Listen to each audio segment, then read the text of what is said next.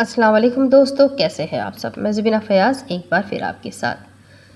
تو سنیے، خوشی کے چند لمحے آپ کی قسمت بدل سکتے ہیں۔ ایک بہو نے اپنے من کی بات کہی، ہم ہمیشہ گھر کے کاموں میں اکثر خود کو مصروف رکھتے تھے، لیکن سسر جی اکثر ہمیں بار بار بلا کر کہتے تھے، بہو میرا چشمہ کہاں ہے؟ مل نہیں رہا۔ کبھی کچھ مانگتے ہی رہتے تھے۔ ایک دفعہ ہم انسنی کر دیتے اور ہم کچھ بھی نہیں سنتے تھے۔ ایک دن سسر جی کافی بیمار ہوئے اور پھر وفات پا گئے۔ کچھ دنوں بعد میں ان کے کمرے کی صفائی کرنے گئی۔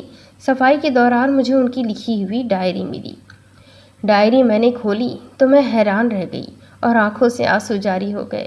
اس میں سسر جی نے لکھا تھا کہ میرا بیٹا اور بہو گھر کے کاموں میں اتنے مصروف رہتے تھے کہ میں اکثر جان بوجھ کر چشمہ یہاں وہاں رکھ دیا کرتا تھا تاکہ وہ میرے پاس آئے اور میں انہیں پل بھر کو دیکھ لوں، ان کے ساتھ چند لمحے گزاروں، اپنی شفقت بھری نظروں سے نوازوں، ڈھیر ساری دعائیں دوں، کچھ پل ان کے ساتھ گزار لوں۔ کئی دفعہ ہم بڑوں کی باتوں کو سمجھ نہیں پاتے، نظر انداز کرتے ہیں۔